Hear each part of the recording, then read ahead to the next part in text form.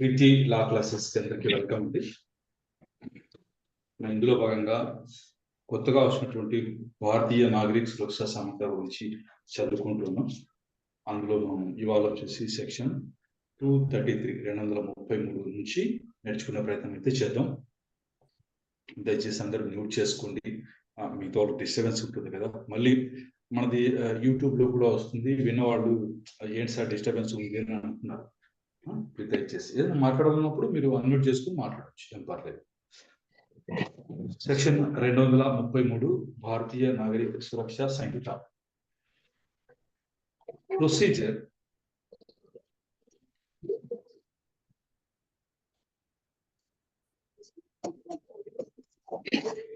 to be followed when there is a complaint case under police investigation in respect of same offense.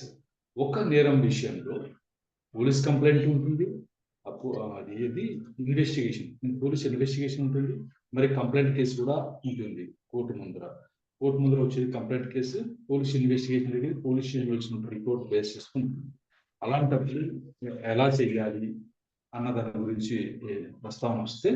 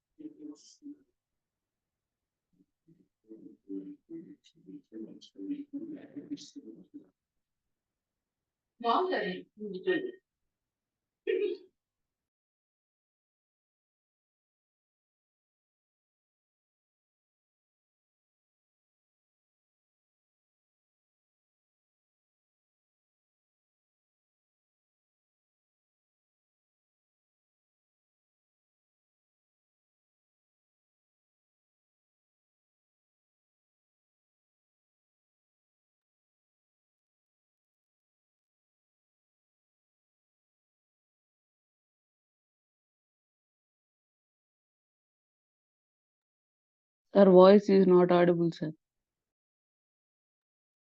Sir, voice invalid, sir. లేదు చెప్తాను. ఎవరో మాట్లాడుతుంటే నేను mute all చేశాను, నాకు అట్లా చేస్తే నేను కూడా మ్యూట్ అయిపోతాను. ఈ యొక్క మేజిస్ట్రేట్ ఏ కేసు అయినా సరే అంటే కేస్ ఇన్స్టిట్యూటెడ్ అదర్వైజ్ అయిన పోలీస్ రిపోర్ట్ కాకుండా మిగతా వేరే విధంగా ఇన్స్టిట్యూట్ అయినటువంటి కేసును విచారణ కానీ ఎంక్వైరీ కానీ చేస్తున్నటువంటి మేజిస్ట్రేట్ ఎప్పుడైనా సరే ఇలా అనిపిస్తే ఏమని, that an investigation by the పోలీసులు దర్యాప్తు చేస్తున్నారు, ఈజ్ ఇన్ ప్రోగ్రెస్, దేని గురించి in relation to the offence which is the subject matter of the enquiry or trial evidence. తాను చేస్తున్నటువంటి విచారణ లేదా ఎంక్వైరీ ఉంది కదా, దాని ఆ సబ్జెక్ట్ మ్యాటర్ గురించి పోలీస్ ఇన్వెస్టిగేషన్ కూడా నడుస్తూ ఉంది, ప్రోగ్రెస్ లో ఉంది అని మేషర్ గారు తెలిస్తే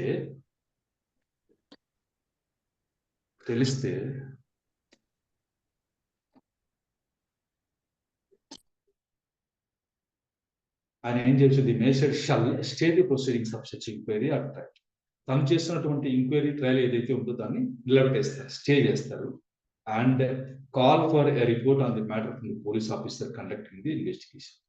సేమ్ దీని గురించే పోలీసులు కూడా ఇన్వెస్టిగేషన్ చేస్తున్నారు కదా, ఆయన నుంచి ఒక రిపోర్ట్ అయితే కాల్ఫర్ చేస్తారు. ఏంటి మీరు ఇన్వెస్టిగేషన్ ఎంతవరకు వచ్చింది, దాని గురించి రిపోర్ట్ ఫైల్ చేయండి అని చెప్పేసి ఎవరైతే ఇన్వెస్టిగేషన్ చేస్తున్నారో పోలీస్ ఆఫీసర్ ఆయన నుంచి ఒక రిపోర్ట్ అయితే కాల్ఫర్ చేస్తారు. If a report is made by the investigating police officer under section 193 and on such report cognizance of any offence is taken by the magistrate against any person who is an accused in the complaint case, the magistrate shall inquire into or try together the complaint case and the case arising out of the police report as if both cases were instituted on a police report. Sir, if a report is made by the investigating police officer under section 193, police వాళ్ళు అయితే ఒక నేరం గురించి investigation చేశారు, charge sheet కూడా file చేశారు, report అంటారు, final report. Police వాళ్ళు కోర్టులో వేసేటువంటి చార్జ్ షీట్ ని రిపోర్ట్ అంటారు. 193 కింద ఫైల్ చేసినటువంటి ఆ రిపోర్ట్ వేశారు, చార్జ్ షీట్ వేశారు. and on such report cognizance of any offense is taken by the measure against any person who is an accused in the complaint case.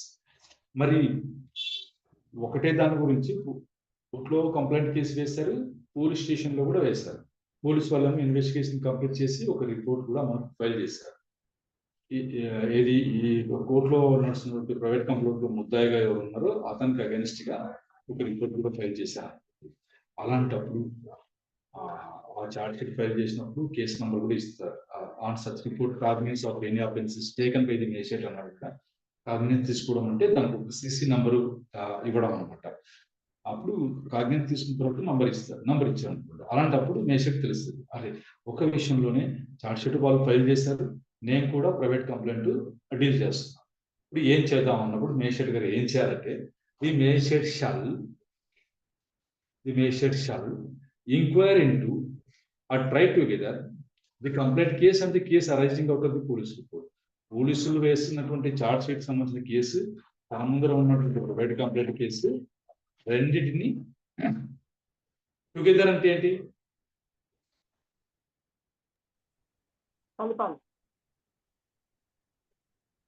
Together అంటే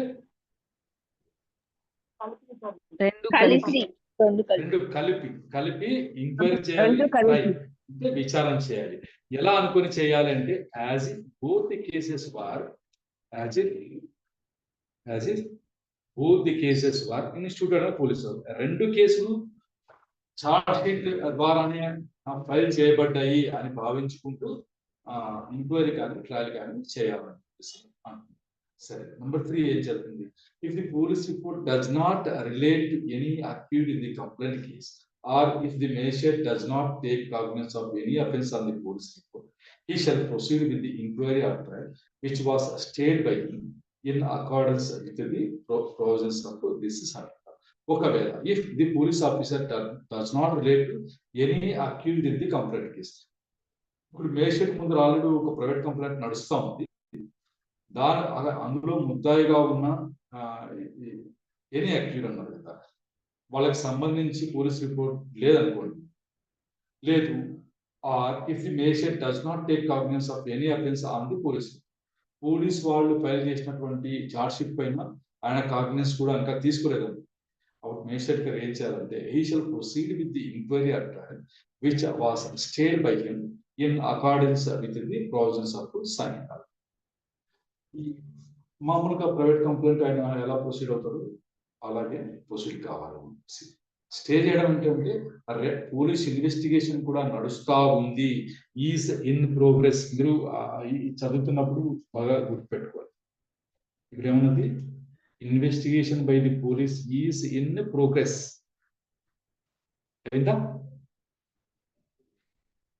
ఇంకా దర్యాప్తు నడుస్తూ ఉంది అని మేజిస్ట్రేట్ గారికి తెలిసినప్పుడు ఏం చేస్తారు? స్టే చేస్తారు. తన దగ్గర ఉన్నటువంటి ప్రైవేట్ కంప్లైంట్ ని స్టే చేసి అరే నువ్వు రిపోర్ట్ ఫైల్ చేయరాని పోలీసుని అడుగుతాడు. అదే అనమాట. మళ్ళీ చార్జ్ షీట్ ఫైల్ చేసినాక ఇంకా స్టే క్వశ్చన్ అంతా ఏముండదు, అంతకు ముందే స్టే ఉంటుంది. అయ్యింది, స్టే ఇచ్చాడు. ఇచ్చిన తర్వాత పోలీసు వాళ్ళు రిపోర్ట్ అయితే ఫైల్ చేస్తారు, దాని కాగ్నిజెన్స్ కూడా తీసుకున్నారు అనుకోండి. అప్పుడు ఏం చేస్తారు మేజిస్ట్రేట్? ఈ కేసు తన దగ్గర ఉన్న కేసు, పోలీసు వాళ్ళు చార్జ్ షీట్ వేసిన కేసు రెండు కలిపి విచారిస్తాడు. రెండు పోలీసు వాళ్ళే చార్జ్ షీట్ ఫైల్ చేసినట్లు భావించుకుంటూ చేస్తారు. లేదు పోలీసు వాళ్ళు రిపోర్ట్ ఫైల్ చేసినప్పుడు దాని అంతా చెక్ చేస్తే అందులో ఉన్న ముద్దాయిలు వేరే, ఇందులో ఉన్న ముద్దాయికి సంబంధం లేకుండా ఉందనుకోండి. లేదు మేజిస్ట్రేట్ గారు అసలు కాగ్నిజెన్స్ తీసుకోలేదు అనుకోండి ఆ చార్జ్ షీట్ పైన. అలాంటప్పుడు ఈ ఏదైతే స్టే చేశారో పైన మనకు సబ్జెక్ట్ 1 కింద స్టే చేస్తారు కదా, stay the proceedings of such enquiry and trial అన్నారు కదా పైన. ఇక్కడ స్టే ది ప్రొసీడింగ్స్ అని ఇక్కడ అన్నారు చూడండి. అలా స్టే చేసినటువంటి ప్రొసీడింగ్స్ ని కంటిన్యూ చేసి he shall proceed with the inquiry and trial which was stayed by him in accordance with the provisions of this act. అంటే ఈ చట్టం ప్రకారం ఈ భారతీయ నాగరిక సురక్ష సంహిత అనేది కదా, దీని ప్రకారం నేను ప్రైవేట్ కంప్లైంట్ ఎలా డీల్ చేస్తారో అలా చేసుకుంటూ వెళ్ళిపోతాను. ఇది ఈ చాప్టర్ అయిపోయింది. చాప్టర్ 18 వచ్చేసి ఈ చార్జ్ అనమాట. చార్జ్ గురించి చెప్తాను. చార్జ్ అంటే ఏంటి? తెలుగులో ఏమంటారు చార్జ్ ని? అభియోగం. అభియోగం అంటాం. అభియోగం మోపడం. చార్జ్ ఫ్రేమ్ చేయడం అంటే అభియోగం మోపడం. అది అభియోగం అంటే జస్ట్ లైక్ నింద, మామూలుగా నింద, ఆరోపణ, నేరారోపణ, అదంట. అందువల్ల మనకు ఎక్కడే కానీ ఈ మాటే అంటూ ఉంటారు. ఏమన్నారు స్పెషల్గా? అక్యూజ్డ్ అంటారు. అంతేగాని క్రిమినల్ అను ఇంకో పేరు అది ఉంటాయి. అక్యూజ్ అంటే ముద్దాయి, అంటే నేరం ఆరోపించబడిన వ్యక్తి, అంతే.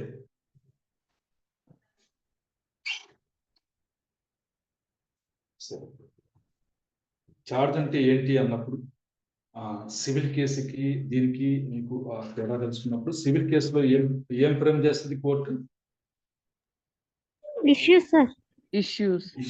సివిల్ కేసులో ఇష్యూస్ ఫ్రేమ్ చేస్తుంది.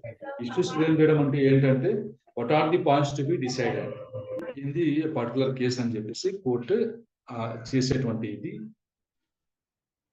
ఇష్యూస్. ఇక్కడ అదే క్రిమినల్ సైడ్కి వచ్చేసి మనకి చార్జెస్ ఫ్రేమ్ చేస్తారు. ఆ చార్జెస్ ఏవైతే ఉన్నాయో అవి ప్రాసిక్యూషన్ వాళ్ళు సాధారణంగా అన్ని పరిస్థితుల్లో క్రిమినల్ కేసుల్లో మామూలుగా ఇండియన్ పీనల్ కోడ్కి సంబంధించి అప్పుడు కాకపోతే కొన్ని ఎక్సెప్షన్స్ ఉంటాయి కదా. అంటే నేను ఈ మినహాయింపుల కిందకి వస్తాను అని ప్రూవ్ చేసుకున్న బాధ్యత అక్యూజ్ పైన ఉంటుంది. కొన్ని ఎలివి అట్లాంటివన్నీ ఉంటాయి కొన్ని. అవి తప్ప మిగతా వాటిలో అంతా బర్డన్ వల్ల ప్రాసిక్యూషన్ వాళ్ళ పైన ఉంటుంది. ఏదైతే కోర్టు చార్జెస్ ఫ్రేమ్ చేస్తుందో మనకు చార్జెస్, ఈ చార్జెస్ దాన్ని ప్రూవ్ చేసేటువంటి ఇదైతే బర్డన్ అయితే ప్రాసిక్యూషన్ పైనే ఉంటుంది.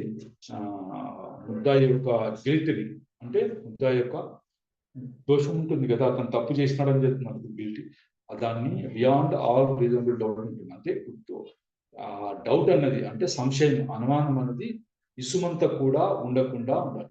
అన్నిటికీ అతీతంగా అది ఆ నేరం ప్రూవ్ కావాలి. ఏమాత్రం అనుమానం ఉన్నా సరే ఆ లాభం ఏదైతే ఉందో, సంశయ లాభం ఉంటుంది, బెనిఫిట్ ఆఫ్ డౌట్, అది ముద్దాయికి ఇచ్చేసి వాడిని వదిలేయండి అని చెప్పేసి చెప్తుంది. అంత స్ట్రిక్ట్ గా ఉంటుంది కన్స్ట్రక్షన్. క్రిమినల్ కేసుల్లో మనకు చట్టాన్ని అన్వయించుకోవడం అన్నది స్ట్రిక్ట్ కన్స్ట్రక్షన్ ఉంటుంది. అంటే మరి ఏదో లీనియంట్ గా ఉండదు. ఎందుకంటే జైలుకి పోయే వ్యవహారం కదా, ఒక అనవసరంగా ఒకరికి శిక్ష పడొద్దు అని చెప్పేసి మామూలుగా మీకు సూత్రం ఉంటుంది. 100 మంది నేరస్తులు తప్పించుకున్న పర్లేదు కానీ ఒక్క అమాయకుడికి శిక్ష పడకూడదు అనే సూత్రం ఉందన్నమాట. మన జస్టిస్, మన జ్యుడిషియరీ సిస్టమ్ ఎట్లా ఉందంటే జస్టిస్ అకార్డింగ్ టు లా, అది పద్ధతి. చట్ట ప్రకారం, ధర్మంగా చట్టం, ఈ చట్టం ప్రకారం చేస్తాం. చట్టం ఇట్లా ఇది చేయలేక కొన్ని వదిలేస్తాం. చట్ట ప్రకారం లేనప్పుడు వదిలేస్తాం. అది ఏ విధంగా అంటే ఒకరి నుంచి ఒకరు డబ్బులు అయితే తీసుకున్నారు, అప్పు తీసుకున్నారు, అప్పు తీర్చాల్సినటువంటి ధర్మంగా చెప్పాలంటే అప్పు తీసుకున్న తర్వాత మనం చెల్లించాలి లేదా? అవును, అది ధర్మం చెప్తుంది. కానీ చట్టం దగ్గరికి వచ్చేసరికి ఏం చేస్తుంది? ప్రామిసరీ నోట్ ఉందా నీ దగ్గర అని అడుగుతాను. అడుగుతుంది చట్టం. ఏదైనా సరే రాతపూర్వకంగా ఏదైనా ఉందా అగ్రిమెంట్ కానీ ప్రామిసరీ ఉంటారు. సరే, మరి నువ్వు ఆ ప్రామిసరీ నోట్ 3 ఏళ్ల లోపల లిమిటేషన్ చట్టం అవుతుంది. 3 ఏళ్ల లోపల నువ్వు వచ్చి కోర్టులో వేసుకోవాలి. అలా వేసుకోలేదు అనుకోండి, ధర్మం ఏం చెప్తుంది? ఎన్నాళ్ళైనా సరే డబ్బులు ఇవ్వాలి కదా తిరిగి అని మామూలుగా మనం ధర్మ ప్రకారం మాట్లాడు. కానీ చట్టం అట్లా చెప్పదు. 3 సంవత్సరాలు దాటి మరుసటి రోజు పోయినా కూడా నీకు తీసుకోరు, వెనక్కి ఇస్తారు. అది చట్టం. జస్టిస్ అకార్డింగ్ టు లా, చట్ట ప్రకారం న్యాయం చేస్తాం అన్నది మన సిస్టమ్. అది దాని ప్రకారమే ప్రతి దానికి హియర్ ది అదర్ సైడ్, ఆడియో ఆల్టర్ పార్టం అని చెప్పేసి ఒకటి ఉంది కదా సూత్రం. అవతల సైడ్ వాళ్ళు చెప్పేది వినాలి అని చెప్పేసి అన్ని చోట్ల అవకాశం ఇస్తారు. సివిల్లో అయితే డిఫెండెంట్ కానీ, డిఫెండెంట్ డిగ్రీ అయిన తర్వాత జేడీఆర్ కానీ ఎన్ని అవకాశాలు ఇస్తారు తెలుసా మీకు? అడుగున వాళ్ళకి అవకాశం ఇస్తారు. ఎందుకు అంటే ఎవరిది మనం nobody should be condemned unheard అని చెప్పేసి వాడు చెప్పేది వినకుండా మనం నిర్ణయం తీసుకోకూడదు అనేది ఒకటి ఇది ఉంది. కాబట్టి ప్రతి స్టెప్ లోనూ జేడీఆర్కి అవకాశం ఇస్తారు కదా సార్. సివిల్ చూద్దాం. మనం ఈ విషయానికి వస్తే, చార్జెస్ విషయానికి వస్తే, చార్జ్ అనేది అభియోగం ఉంటుంది. అభియోగంలో కంటెంట్స్ ఏముండాలి అన్నది మనకు 234 సెక్షన్ స్టార్టింగ్ చెప్తా ఉంది. సరే, దీంట్లో కూడా ఏబిసి అని ఉంటాయేమో చూద్దాం. ఫార్మ్ ఆఫ్ చార్జెస్ అంటే అది ఏ ఫామ్ లో ఉండాలి అన్నది అన్నది చెప్తాం అన్నట్టు. Every charge under this Sanhita shall state the offence with which the accused is charged. ఏమన్నారు?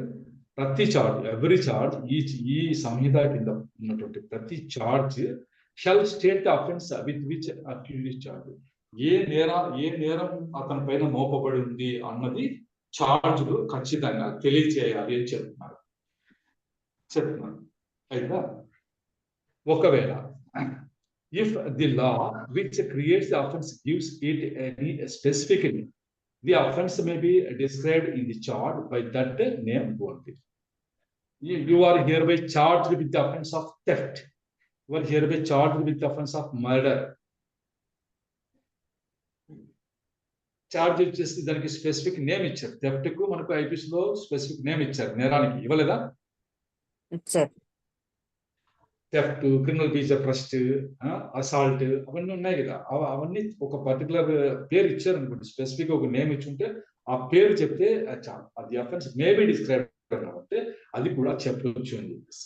ఒకవేళ if the law which creates the offence does not give it any specific name ఇవ్వలేదండి, so much of the definition of the offense must be stated as to give the accused notice of the matter with which he is charged. ఒకవేళ దానికి ఒక specific, ఆ నేరానికి ఒక specific name అంటూ ఇవ్వలేదనుకోండి, చట్టం లా ఇవ్వకుంటే so much of the definition of the offence అంటే ఎంత వీలవుతే అంత ఆ డెఫినేషన్, ఆ నేరం గురించి డెఫినేషన్ మస్ట్ బి స్టేటెడ్ ఖచ్చితంగా తెలియజేసే తీరాలి. ఎందుకోసం అంటే as to give the accused notice of the matter with which is charged.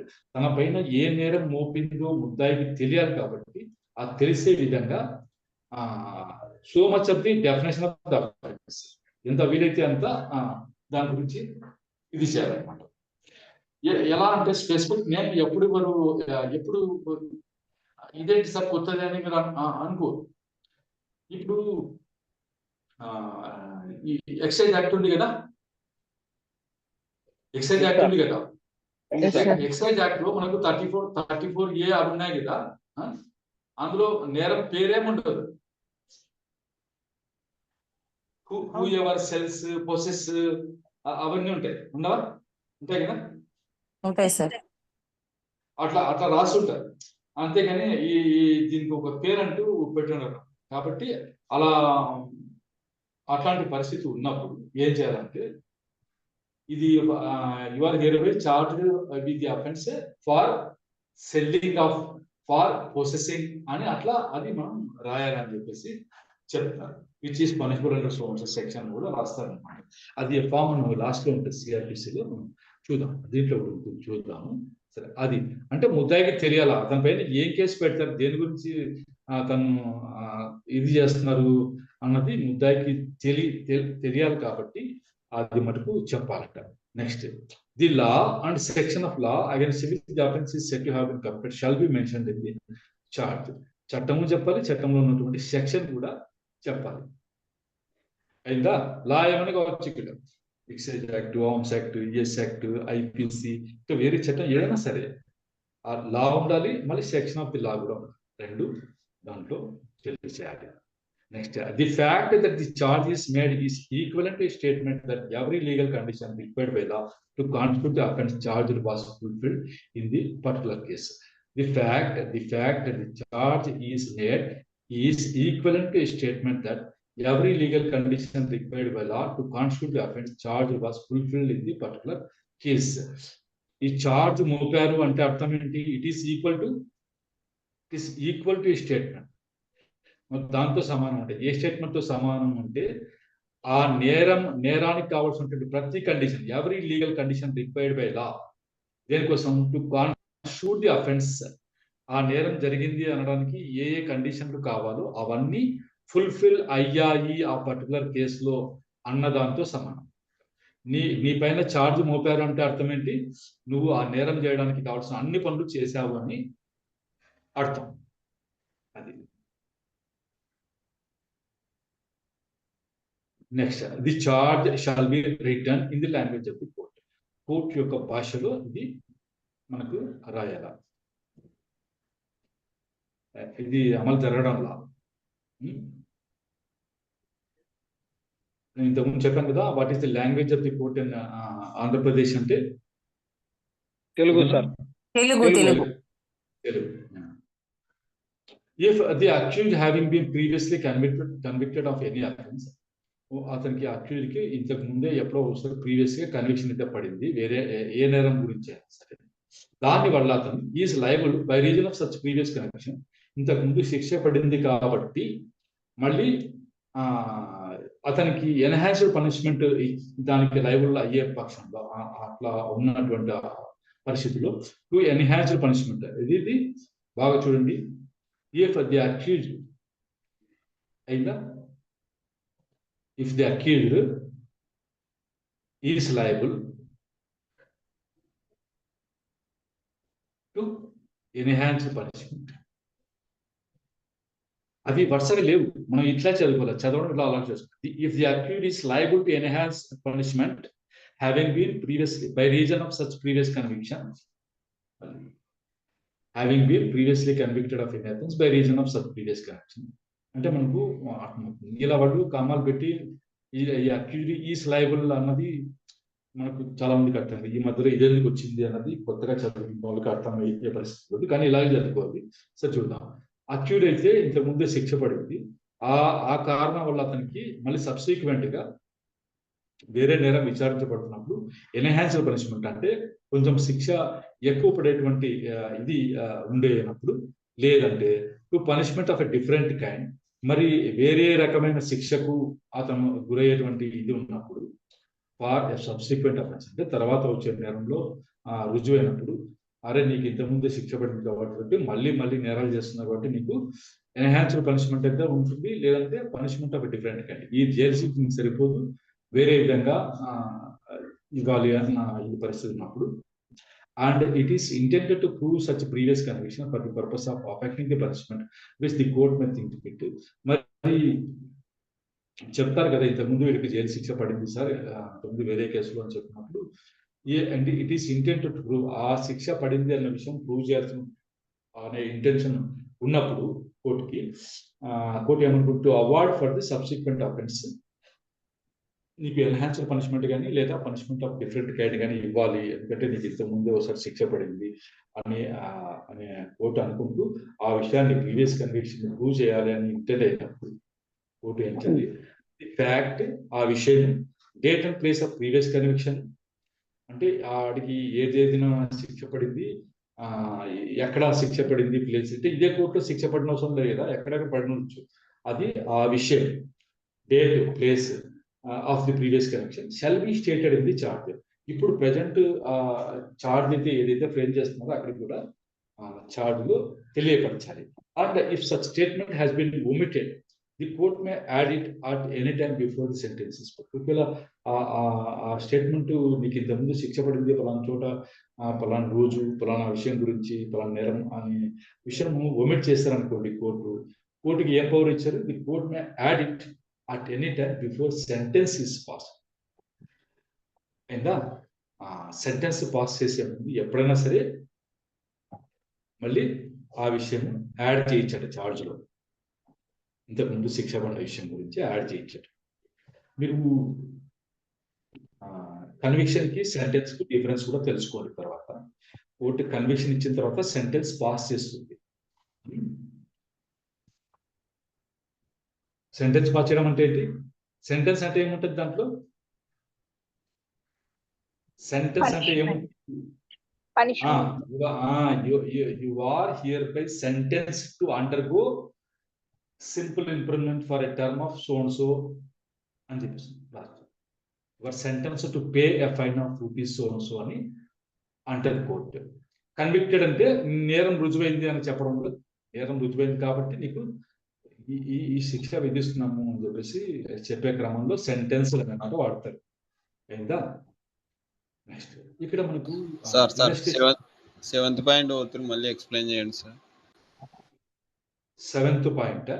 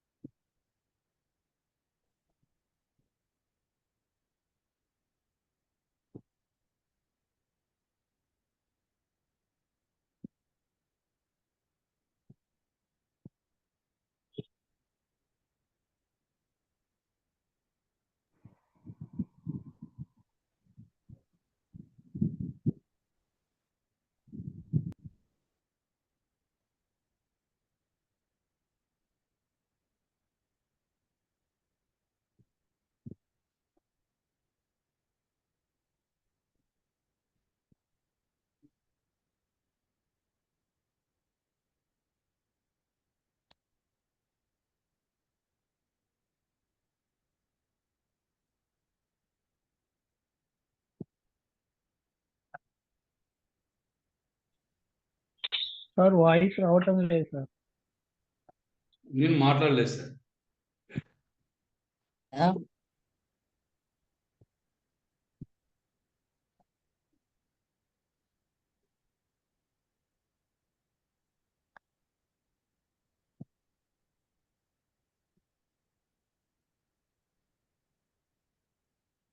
Sir ఈ టైప్ కి వేరే సాఫ్ట్వేర్ ఏమైనా ఉందా సార్ తెలుగుకి?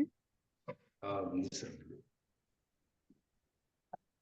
పర్ఫెక్ట్ గా వస్తుంటే మీరు ఇంగ్లీష్ టైప్ చేస్తుంటే సార్ ఇంతకు ముందు చెప్పారు ఈ యాప్.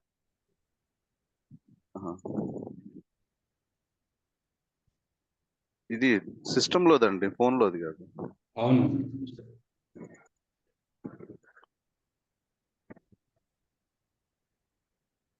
ఆ గూగుల్ ట్రాన్స్లేట్ వాడితే పర్ఫెక్ట్ గా రావట్లేదు సార్. ఇది కరెక్ట్ గా వస్తుంది మీరు టైప్ చేస్తే.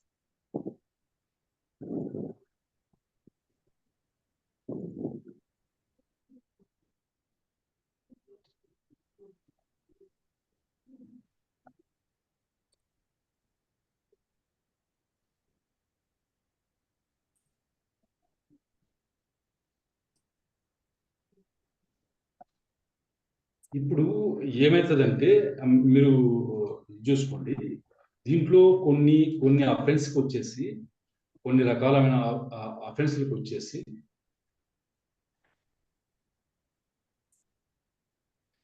నిన్న ఎప్పుడో చదువుకుని, మొదటిసారి అయితే ఇంత శిక్ష, సెకండ్ ఆర్ సబ్సిక్వెంట్ దానికైతే శిక్ష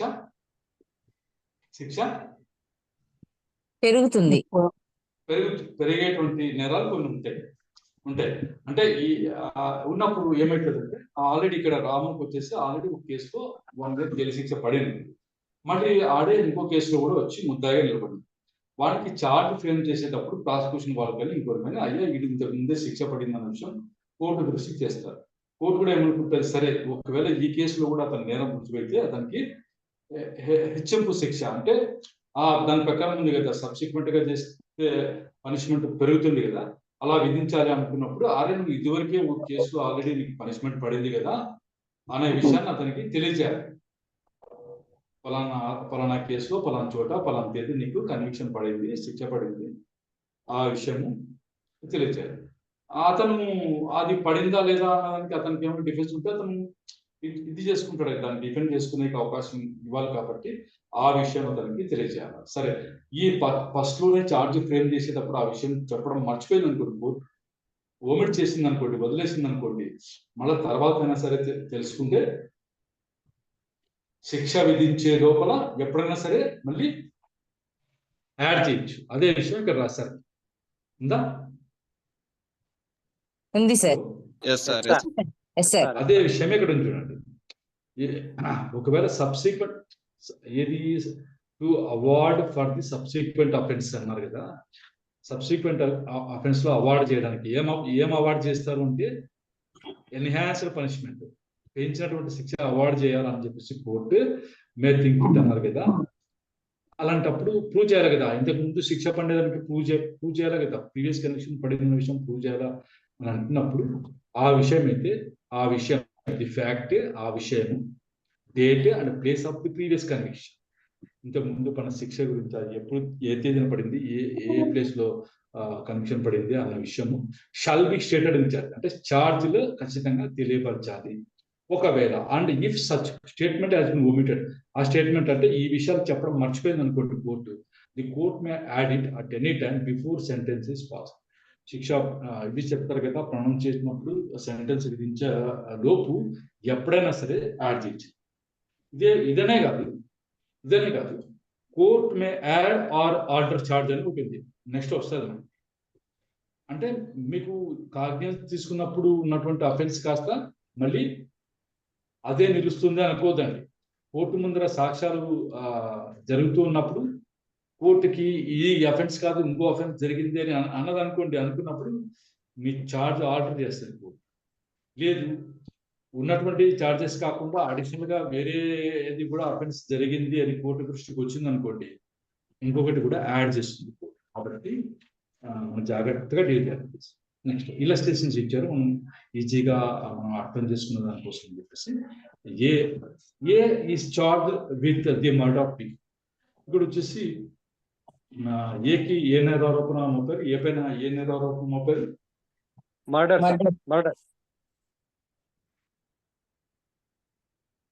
charge moped. This is equivalent to a statement that A's act fell within the definition of murder given in sections 100 and 101 of PNS 2020. Charge మోపారు అంటే అర్థం ఏమని చెప్తున్నారు పైన? ఇక్కడ statement sir, every legal condition. ఇక్కడ ఏం చెప్పారు, ఒక నిమిషం.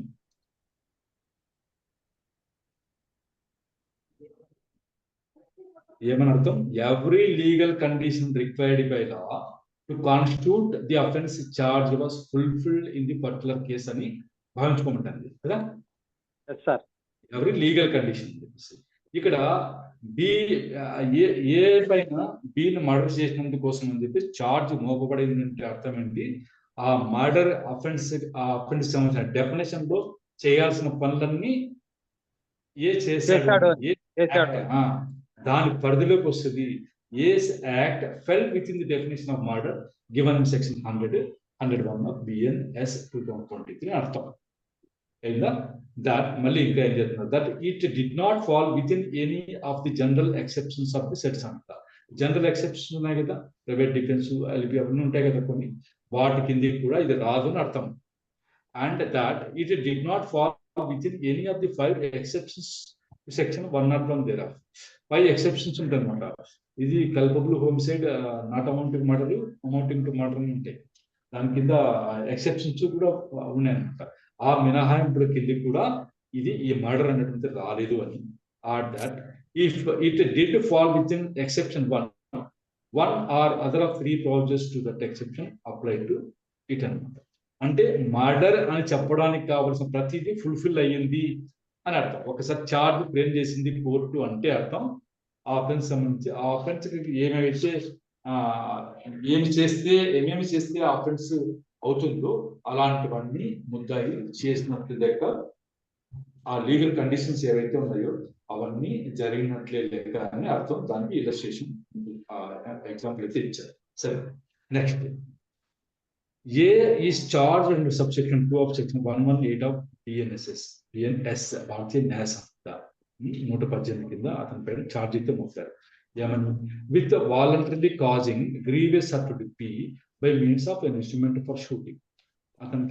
అతని పైన వచ్చేసి voluntary causing grievous hurt by means of an instrument of shooting for shooting. మనకు ఇందాక నేను పోయిన క్లాస్లో చదువుకున్నాం, మనకు instrument for shooting heated substance, fire, poison అవన్నీ చదువుకున్నాం కదా. అవును సార్. అవన్నీ దాంట్లో ఒక ఇన్స్ట్రుమెంట్ ఇది షూటింగ్ ఉపయోగించినటువంటి ఇన్స్ట్రుమెంట్ అవన్నీ తీవ్రమైన గాయం కలిగజేసాడు అని చెప్పేసి ఏ పైన ఛార్జ్ అయితే మోపబడింది. ఇది దేంతో సమానం అంటే this is equivalent statement that the case was not provided for by section 2 of section 122 of the said Sanhita and that general exception did not affected. ఇలా ఫ్రేమ్ చేశారంటే అర్థం ఏంటంటే ఇది 122 లో ఉన్నటువంటి సబ్సెక్షన్ 2 కింద ఉన్న మినహాయింపుల కిందికి రాలేదు. And that general exception did not apply. General exception ఏవైతే ఉన్నాయో మినహాయింపులు అవి కూడా దీనికి అప్లై కావు అని అర్థం. Next, A is accused of murder. A వచ్చేసి ఏమేమి నేరాలు మోపారు? Murder, cheating, theft, extortion or criminal intimidation or using a false property. ఇవన్నీ మోపారు దానిపైన. ఇప్పుడు the charge may state that A committed murder, cheating, theft, extortion, criminal intimidation అని అనొచ్చుట. ఎందుకు అనొచ్చు? దీని గురించి ఏ పాయింట్ చదువుకున్నాం పైన?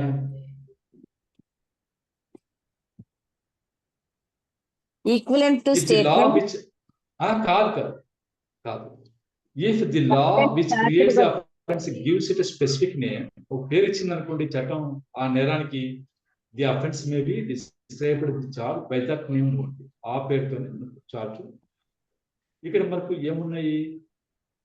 ఏ సెక్షన్ మర్డర్. మర్డర్ మనకు అఫెన్స్ లో ఉంది. చీటింగ్ అన్నది కూడా అఫెన్స్ లో ఉంది డెఫినేషన్. థెఫ్ట్ అన్నది ఉంది.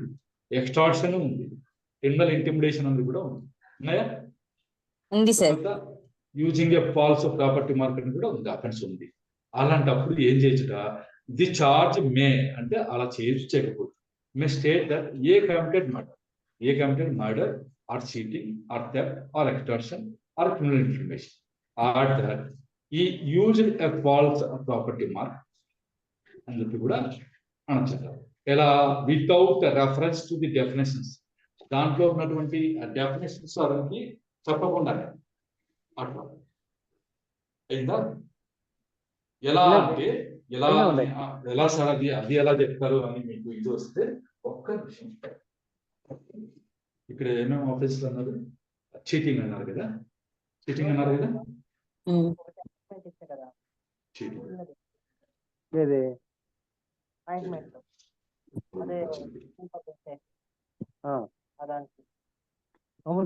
మీరు 318 తీస్తారు ఎవరన్నా? భారతీయ న్యాయ సంహిత 318.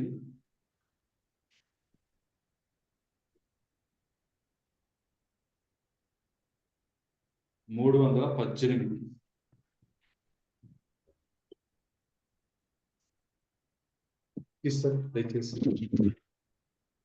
Yes, sir. Cheating, sir. Yes, sir. Cheating. Yes, చదవమ్మా.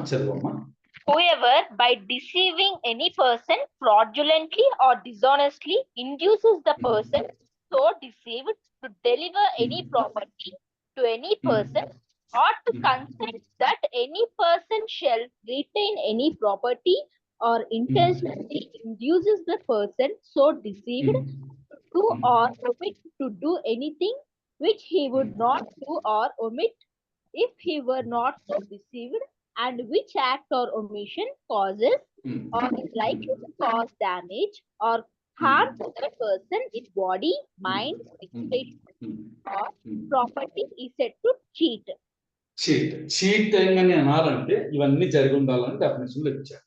You need not mention all these things in the chart. Simply you have, మీరు చీటింగ్ చేశావు అని అంటే సరిపోతుంది అని చెప్తున్నారు అంతే. ఏడన్నా చార్జ్ మే స్టేట్ ఇక్కడ రాసేటువంటి దట్ ఏ కమిటెడ్ మర్డర్ చేసావు అంటే చా, చీటింగ్ చేసావు అంటే చా, ఇలా చేసావు అని ఎలా?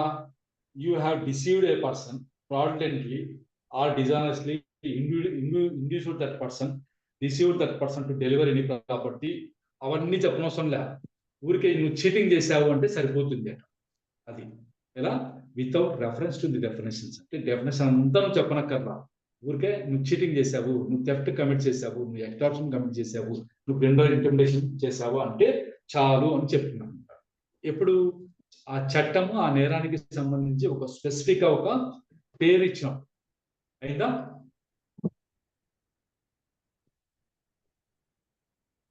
అయిందా? Okay sir. Yes sir, yes sir. పేరు స్పెసిఫిక్ ఒక పేరు ఇచ్చినప్పుడు ఇవి ఎగ్జాంపుల్ మటుకే ఇచ్చారు. ఇలా పేర్లు ఇచ్చిన ఆప్షన్స్ చాలా ఉన్నాయి. రేప్ అనడానికి పేరు ఇచ్చున్నారు లేదా రేప్ ఇచ్చారు.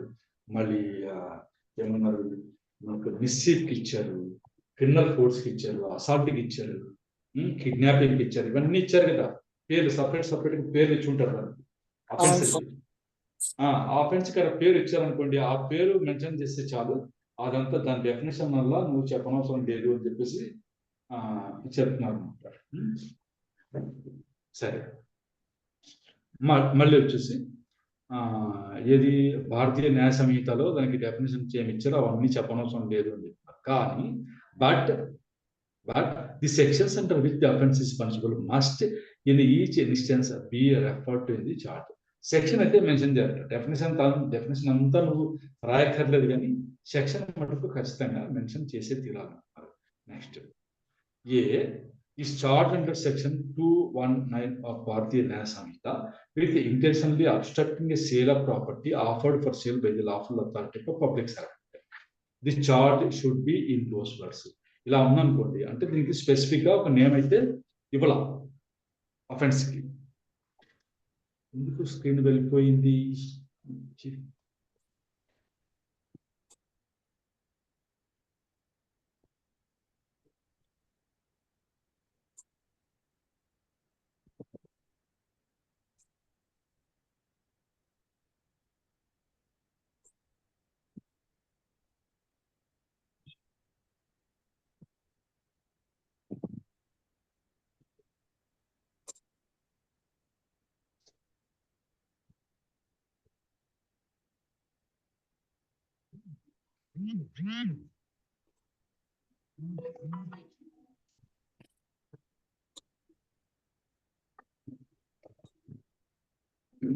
ఏ పైన వచ్చేసి ఏ charge under section 219 of the Bharatiya Nyaya Sanhita 2023 219 section కింద చార్జ్ అయితే చేస్తారు.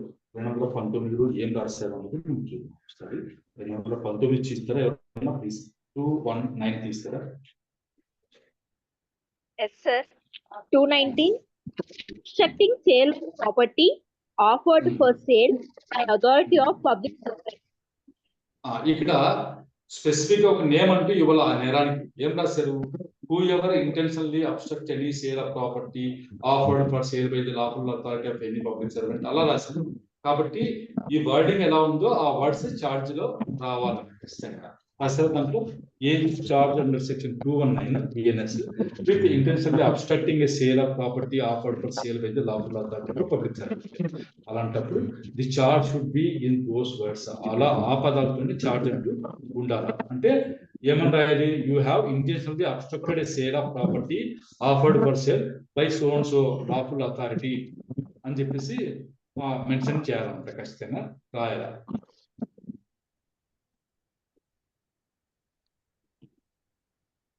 నెక్స్ట్ 235 ఏం చెప్తుంది? చార్జ్ లో ఏమేమి ఉంటుంది? Particulars of as to time, place and person. ఇవి ఖచ్చితంగా ఉండాలా అవసరం లేదా అన్నది మనకి చెప్పండి. 235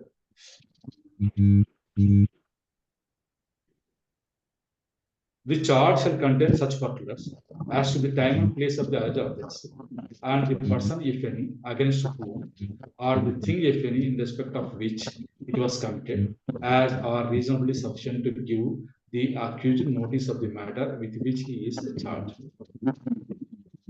ఇదైతే ఖచ్చితంగా మనకు మెన్షన్ చేసే తీరాలని చెప్పేస్తున్నారు. ఆ చార్జ్ లో ఈ పర్టికులర్స్ అయితే ఖచ్చితంగా ఉండాలట. ఏమేమి ఉండాలి?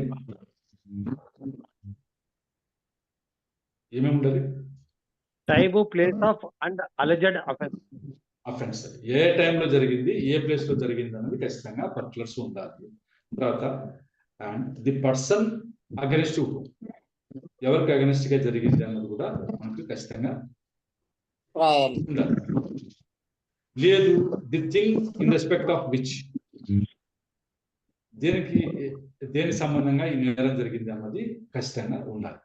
ఎలా as a reasonably sufficient to give the accused notice of the matter with which is charge. అతని పైన చార్జ్ దేని గురించి మోపడింది, ఎవరికి అగెన్స్ట్ గా నేరం చేశామని చెప్తున్నారు, ఏ విషయంలో ఏ థింగ్ అయితే ఏదంటే ఏ విషయంలో నేను నేరం చేశామని చెప్తున్నారు అనేటువంటిది మనకు అక్యూజ్డ్ కి అర్థమయ్యేలాగా తెలుసుకునే విధంగా ఉండేటట్లు పర్టికులర్స్ అన్ని ఆ చార్జ్ లో ఖచ్చితంగా ఉండాలి. Shall contain such particulars. Time and place of the alleged offence ఉండాలి అంటే దాంట్లో రాస్తారు. మీరు అది ఇది కాదు కానీ మీరు సెకండ్ క్లాస్ కోర్టులలో ఎప్పుడన్నా విన్నారా? వాళ్ళు చార్జ్ చదివి వినిపిస్తారు, విన్నారా? లేదు సార్. సెకండ్ క్లాస్ కోర్టులలో ఏమంటారు, చీట్ల పేక, మనం కార్డ్స్ గేమ్ ఉంటుంది కదా, మా సైడ్ రాయలసీమలో ఇస్పెట్ ఆకలి అంటాం. కార్డ్స్ ఆడుతూ ఉంటారు కదా ఎక్కడన్నా, అవి కార్డ్స్ ఆడితే వాళ్ళని కానీ లేదా ట్రాఫిక్ ఇది ఉల్లంఘించినప్పుడు కానీ సెకండ్ క్లాస్ మేజిస్ట్రేట్ కోర్టు దగ్గర తీసుకొచ్చినప్పుడు ఆ బెంచ్లకు చెప్తాడనమాట, అరే మీరు పలానా చోట కంప్యూటర్ల కింద కూర్చుని కార్డ్స్ ఆడుతూ ఉంటే పోలీసులు వచ్చి పట్టుకుని మీ దగ్గర నుంచి ఇంత డబ్బులు సీజ్ చేసినామని మీ పైన కేసు పెట్టారు, నిజమా అబద్ధం అని అడుగుతూ ఉంటాడు లేదా? అడుగుతారు సార్, అడుగుతారు. అలాగే అదే అక్కడ చెప్తారు, మీరు పలానా తేదీన పలానా చోట ఇసుపెట్టాలు ఆడుతూ ఉంటే పోలీసులు పట్టుకున్నారంట అని అడుగుతారు. అలా చెప్పాలి, ఆ చార్జ్ వివరించి చెప్పాలి అనమాట. అది అలాగే ఇంకేం లేదు, ఇంకా అంతకంటే ఎక్కువ చెప్పుకునేది ఏం లేదు దీంట్లో. అలా ఉండాలన్నమాట. లేదు ఇది ఏమన్నారు, మనిషికి సంబంధించిన మీరు పలానా వాళ్ళని కొట్టి గాయపరిచారు, పలానా వాళ్ళకి కిడ్నాప్ చేశారు అని చెప్పేసి ఒక థింగ్ అనే విషయం. ఇక్కడ థింగ్ ఉంది కదా, థింగ్ ఇఫ్ ఎనీ ఉంది కదా, ఇక్కడ థింగ్ ఉందా, కనిపిస్తుందా? థింగ్ ఇఫ్ ఎనీ అన్నప్పుడు థింగ్ అంటే ప్రాపర్టీ గురించి వస్తుంది అనుకోండి, ఏ డాక్యుమెంట్ కానీ ప్రాపర్టీ కానీ. మీరు పలానా రోజు పలానా ప్లేస్ కేసుల్లో బాటిల్స్ అవి అడుగుతుంటారు సార్. తర్వాత పలానా వస్తువు దొంగిలించారనో పలానా వస్తువు కలిగి ఉన్నారనో అట్లా ఏదైనా సరే అది కూడా స్పెసిఫిక్ గా మీరు ఖచ్చితంగా మెన్షన్ చేసి తీరాలి. ఎందుకంటే వాడికి అర్థం కావాలి కదా, నువ్వు పలానా వాళ్ళని కొట్టావంటే గుర్తు తెచ్చుకుంటాడు, నేను కొట్టానా లేదా అన్నది, నేను కొట్టలేదని అంటాడు. అవన్నీ వాడికి తెలియపరచాలన్నమాట. అతనికి నోటీస్ ఇచ్చే సఫిషియెంట్ గివ్ ది నోటీస్ అక్యూజ్డ్కి. అలా ఉండాలి, సరిపోయేట్టుగా ఉండాలన్నమాట. నెక్స్ట్ ఇక్కడ మనకు ఈ విషయాలకు వస్తే చూడండి స్పెసిఫిక్ గా, when the accused is charged with criminal breach of trust or dishonest misappropriation of money or other movable property, it shall be sufficient to specify the gross sum or the other case may be describe the movable property in respect of which the offence is alleged to have been committed. And చెప్తే చాలు, you have committed criminal breach of trust in respect of so and so property. మొత్తం gross some ఎంత ఉందో మొత్తం ఉంటుంది, 3 లక్షల రూపాయలు మీరు మోసం చేశారు. Criminal breach of trust. Criminal breach of trust అంటే నథింగ్ బట్ విశ్వాసఘాతకం అంటారు. ఏమంటారు? విశ్వాసఘాతకం లేదా నమ్మకాన్ని వమ్ము చేయడము అంటారు. మరి డిజానెస్టీ మిస్అప్రోప్రియేషన్, అక్రమంగా వాడుకోవడం, సొంతానికి వాడుకోవడం ఇదంతా వస్తుంది. అలాంటి నేరాలు ఉన్నప్పుడు మొత్తం మీద 2 లక్షల రూపాయలు వాడుకున్నావు అని చెప్తే చాలు. అంతేగాని అది ఇప్పుడు ఇంత వాడుకున్నావు అంతా అవసరం లేదు అని చెప్పి చార్జ్లో అది. తర్వాత వచ్చేసి అండ్ మరియు ఏం చెప్పాలంట, the dates between which the offence is alleged to have been committed without specific particular items or exact dates and the charge so framed shall be deemed to be charge of one offence within the meaning of section 242 అన్నమాట. ఇప్పుడు simple గా ఏం చెప్తే సరిపోతుందని చెప్తున్నది, 2024 సంవత్సరం జనవరి 1వ తేదీ నుంచి 2024 సంవత్సరం జూన్ 30 తేదీ మధ్యలో నువ్వు ఇంత డబ్బులు వాడేసుకున్నావు, ఇంత డబ్బుల విషయంలో ఈ ప్రాపర్టీ విషయంలో 3 ప్రాపర్టీ విషయంలో నువ్వు క్రిమినల్ బ్రీచ్ ఆఫ్ ట్రస్ట్ చేశావు అని చెప్తే సరిపోతుందంట. అందుకని ఈ మధ్యలో పలానా రోజు ఇంత తిన్నావు, పలానా రోజు ఇంత అని చెప్పేసి చెప్పనవసరం లేదు అని చెప్పేసి ఇలా ఫ్రేమ్ చేసినా కూడా అది to be A charge for one offence with in the meaning of section 242 అని నెక్స్ట్ వస్తుంది. ఆ సెక్షన్ కింద ఒక అఫెన్స్ కి చార్జ్ ఫ్రేమ్ చేసినట్లే భావించుకోవడం అని చెప్తున్నారు. అంటే కొన్ని నేరాల విషయంలో ఇంత డీటెయిల్ గా చెప్పనవసరం లేదు అని కొన్నిట్లో మటుకు ఖచ్చితంగా చెప్పే తీరాలా అవి ఏమంటారంటే కొన్ని దీనికి ఇంగ్రీడియంట్స్ అనేవి లేకపోతే అది నేరం అట్రాక్టే కాదన్నమాట. ఆ ప్రావిజన్ ఆఫ్ లా అసలు ఆ నేరానికి సంబంధించిన సెక్షన్ అట్రాక్ట్ కాదని మనం వాదిస్తున్నాం. అది ఎలా అన్నది ఐపీసీ ఇప్పుడు మనం చూద్దాం తర్వాత. Provided that the time included between the first and last of such dates shall not exceed 1 year. అంటే ఇందాక అనుకున్నాను కదా జనవరి 1 నుంచి జూన్ 30 వరకు అని చెప్పాను నేను. అట్లాగే మీరు జనవరి 1 నుంచి డిసెంబర్ 31 వరకే అని చెప్పాలి. అంటే 1 year లోపల ఏ డేట్ అయినా సరే. 1 year లోపల ఏ డేట్ వస్తుంది సార్? ఇప్పుడు జూలై తీసుకున్నాం, ఇప్పుడు ఆగస్ట్ కదా, ఇది ఆగస్ట్ 13వ తేదీ నుంచి 2024 నుంచి నెక్స్ట్ ఇయర్ 12వ తేదీ వరకు ఆగస్ట్ సార్. అంతవరకే ఆ మధ్యలో చెప్పాలి, అంతేగాని అంతకు మించి చెప్పొద్దు అనుకోవచ్చు. అంటే మీరు చెప్పే పీరియడ్ ఉంది ఏదైతే ఉందో ఆ పీరియడ్ వచ్చేసి మీకు 1 year కంటే ఎక్కువ అయితే ఉండదు. అంటే అంతకు మించి గుర్తు పెట్టుకోలేడు. మీకు 3 ఏళ్ళు ఎందుకు పెట్టారు ప్రామిసరీ నోట్ అంటే మనిషి అంతకు మించి బాకీ ఎక్కువ గుర్తు పెట్టుకోలేడట. అది లిమిటేషన్ లాజికల్ అన్నీ ఉన్నాయన్నమాట. మీకు రామాయణం మహాభారతం తెలుసు కదా? కొంతవరకు sir. Ramayanam Mahabharatam is nothing but prescription. మీకు మీ ప్రాపర్టీ ఎవడైనా సరే ఒక 20 years ఇచ్చేస్తారనుకోండి, ఏమవుతుంది ప్రాపర్టీ వాళ్ళకి? వాళ్ళ పొజిషన్ వస్తుంది సార్. అడ్వాన్స్ పొజిషన్ వాళ్ళకి వస్తుంది కదా. అందువల్ల మీరు 14 ఏళ్ళు వదిలేసి వెళ్ళిపోతే మీ రాజ్యం మాదవుతుంది అనే విధంగా అప్పుడు లిమిటేషన్ అట్లా ఉంది.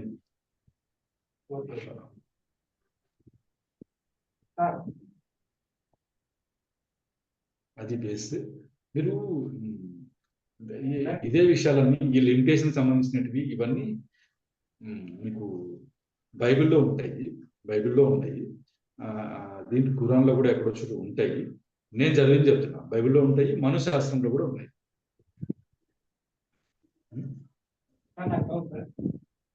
బైబిల్లో రాజులు అనే దాని గురించి ఏమో చెప్తున్నప్పుడు దాంట్లో చెప్తారు. ఈ ఐపీసీలో ఉన్న అపెండిసెస్ మోస్ట్లీ చాలా మటుకు బైబిల్ నుంచే తీసుకున్నారు. ఆ బైబిల్లో కూడా చూసినప్పుడు అపెండిసెస్ గురించి ఎవరికి దోషం ఉంది ఎవరికి లేదు అన్నది కూడా దానిలో ఉంది. ఏమేమి శిక్ష వేయాలని కూడా దాంట్లో రాశారు సార్.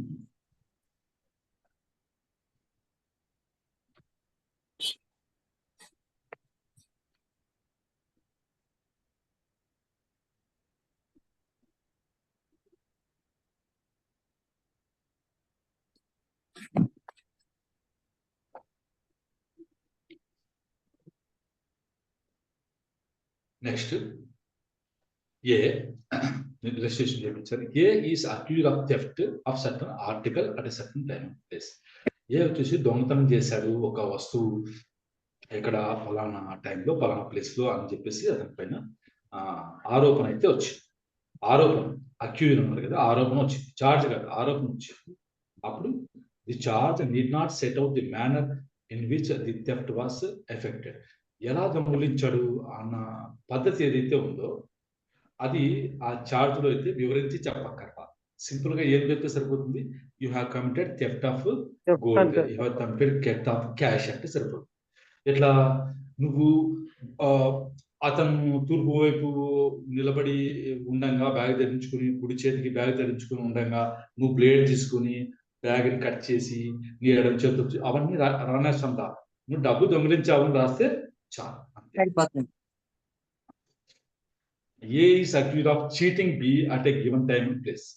చీటింగ్ చేశాడు అని చెప్పేసి ఆరోపణ. చార్జ్ లో వచ్చేసి charge must set out the manner in which A cheated B. ఇక్కడ వచ్చేసి ఎలా చీట్ చేశాడు అన్నది ఉండాలి. ఎందుకంటే ఆ పద్ధతి చెప్తే కదా చీటింగా కాదా నీకు తెలిసేది. ఇలా చేశాడు అని అని చెప్తే ఏ రకంగా చేశాడు ఖచ్చితంగా చెప్తే అప్పుడు అది చీటింగ్ కిందకి వస్తుందా కాదా అన్నది సార్ తెలుస్తుంది. తెలుస్తుంది. సరే డౌట్స్ దయచేసి లాస్ట్ లో చూద్దాం ప్లీజ్. ఓకే అయిపోయింది. Next A is accuse of giving false evidence at given time and place. False evidence ఇచ్చిన పైన ఆరోపణ అయితే వచ్చింది. The charge must set out that portion of the evidence given by A which is alleged false. ఈ రకంగా చెప్పావు, ఇది అబద్ధం, ఇది ఫాల్స్ ఎవిడెన్స్. ఏ మాటలు అయితే అతను చెప్పాడో ఈ రకంగా చెప్పావు కాబట్టి ఇది ఫాల్స్ ఎవిడెన్స్ అన్న విషయం అతనికి చెప్పాలన్నమాట. చార్జ్ లో ఆ పోర్షన్ ఏదైతే ఉందో అతను ఎవిడెన్స్ చెప్పిన పోర్షన్ అది సెట్ అవుట్ చేయాలట. Next A is accuse of obstructing B a public servant in the discharge of his public functions at a given time and place. ఏం సెక్షన్ వస్తుంది ఇది ఐపీసీలో? అబ్స్ట్రక్టింగ్. నేను క్వశ్చన్ కూడా అడిగాను మీకు దీని గురించి. అవును sir. Public servant discharge of his functions. 186 sir. 186. చాలా మంది 353 అనుకున్నారు, 353 వస్తుంది అనుకున్నారు. కాబట్టి ఇక్కడ దాన్ని చూసి తెలుపుదా అక్యూజ్డ్ అబ్స్ట్రక్ట్ చేశాడు, అసాల్ట్ చేయలా, డిటర్ చేయలా, అబ్స్ట్రక్ట్ చేశాడు అంతే. 186. సరే. The charge must set out the manner in which A obstructed be in the discharge of. అతని ఫంక్షన్స్ ని ఎలా అడ్డుకున్నాడు అన్న విషయం మటుకు చార్జ్ లో ఖచ్చితంగా రాసే తీరాలి. ఇవి ఎక్స్పీరియన్స్ పైన వస్తాయి. ఇవి చదువుతూ వెళ్తే మీకు ఏ నేరానికి ఎలా చార్జ్ ఫ్రేమ్ చేయాలన్నది వస్తుంది. దీంతో పాటుగా మనం చూడాల్సింది ఇంకోటి ఉంటుంది లాస్ట్ లో. నెక్స్ట్ ఏ వచ్చేసి ఏ is accused of the murder of be at a given time and place. ఇక్కడ మర్డర్ చేసినందుకు అతనికి ఆరోపణ అయితే ఉంది. The charge need not state the manner in which A murder, ఎలా చంపాడు, ఏ పద్ధతిలో చంపాడని చెప్పక్కర్లా, చంపాడు అని చెప్తే చాలు అంతే. You have committed murder of B అని చెప్తే చాలు. Next A is accused of disobeying a direction of law to save B from punishment.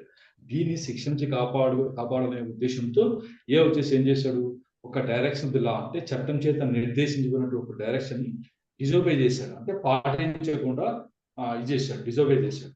అలాంటప్పుడు the charge must set out the disobedience charge and the law infringe. అతను ఎలా disobey చేసి, ఏం చేయడం ద్వారా డిజోబే చేశాడు, ఏ చట్టం ఉల్లంఘించాడు, ఇన్ఫ్రింజ్ ఏ చట్టం ఉల్లంఘించబడింది అన్నది కూడా ఆ ఛార్జ్లు అయితే ఖచ్చితంగా చెప్పే తీరాలని చెప్పేసి చెప్తున్నారు. ఇది మనకు 236. మనకి వాళ్ళ మనం నేర్చుకున్నది నేర్చుకుని 233 నుంచి 233 నుంచి వరకు నేర్చుకున్నాను. ఇంకా చార్జెస్ గురించి నెక్స్ట్ క్లాస్ లో కూడా ఇంకా చాలా ఉంది నేర్చుకోవాల్సింది, చూద్దాము.